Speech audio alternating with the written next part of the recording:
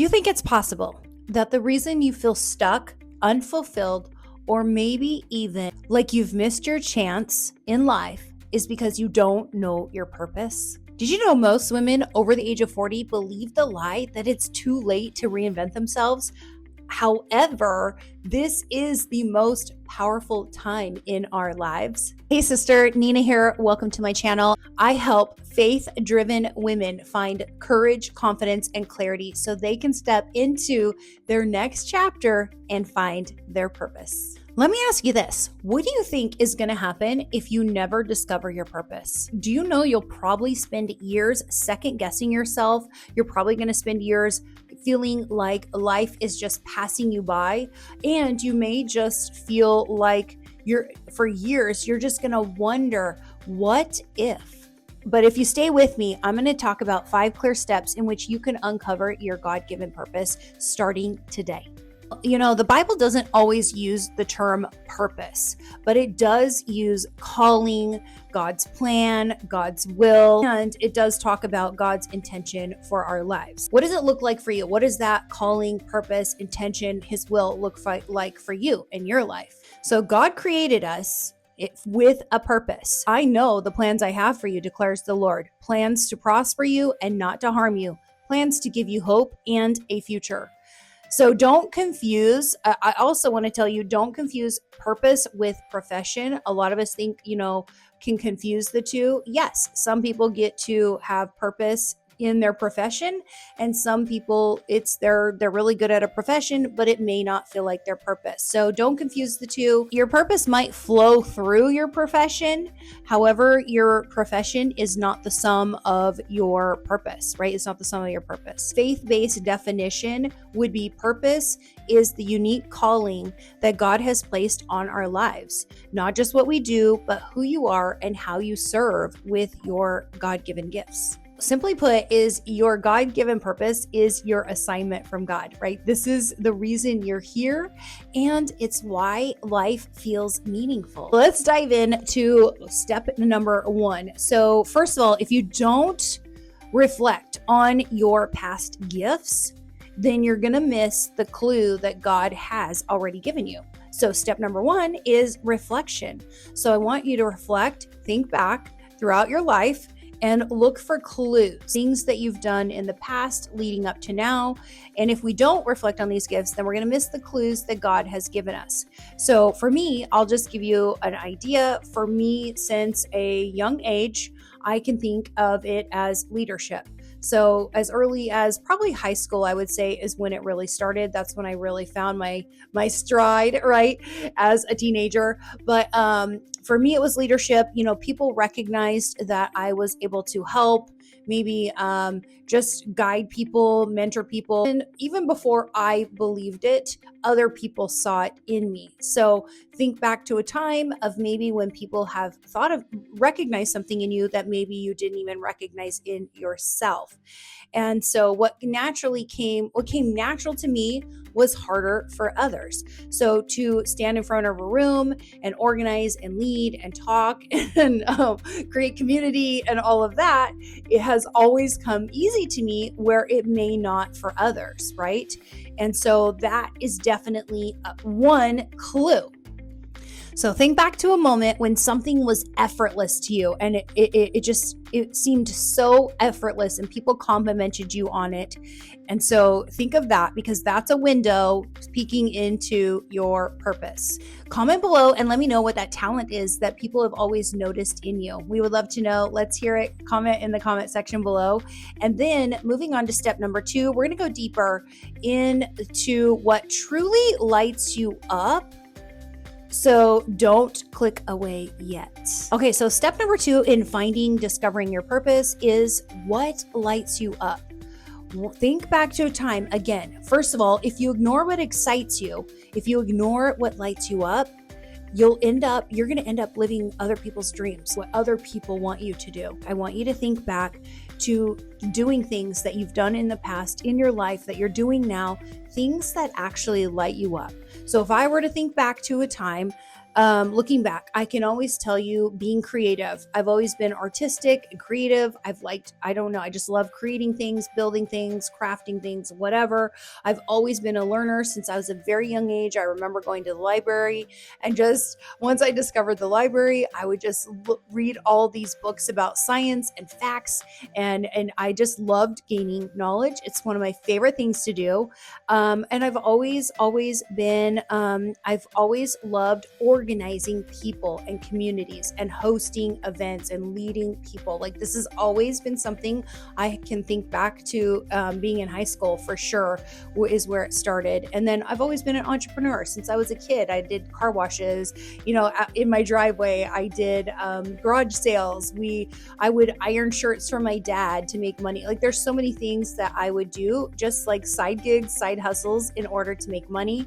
So these are the things that light me up. So think of things that actually light you up, that excite you, and that you could just do for hours on end and it wouldn't bother you. It would never feel like work at all. It would just feel like you're just in flow with your purpose. So pay attention to what energizes you, not what drains you. So if it's draining, that's probably not your purpose. This is resonating with you. I would love for you to subscribe to my channel. I would love to have you be a part of my community and join me here in the comment section below. But passion, just so you know, passion and reflection aren't going to cut it. So you can't do that. Just do those two things. That's not going to cut it. You're going to need to do step number 3, which is finding a common thread. So what does that mean? So finding a common thread in our life is, if you don't, just noticing, think back, throughout your life and noticing patterns of things that you've done. So if you don't notice the patterns in your life throughout your life, then you're going to think your purpose is random when it's actually not. It's actually all connected, okay? Everything in our life has led up to today, led up to our purpose, okay? So I'll give you an example. In the year 2000, I don't know if you remember Y2K, okay? I was a young mom. I had 4 children, homeschooling my kids. I was married, all of these things. Long before podcasts were even a thing. I just remember I always had a side hustle. I was always an entrepreneurial spirit. I always wanted to do something creative. And at the time, God had given me an idea. He was like, I want you to start a radio show, like a talk show. And we had a garage, like a big garage, and we had built like a little office in there. And so I'm like, okay, I'm going to make this into a sound studio. I'm going to do a radio show. I mean, I will say he gave me the idea, right? He implanted the vision. He implanted the idea, but I clearly didn't follow through with it back then.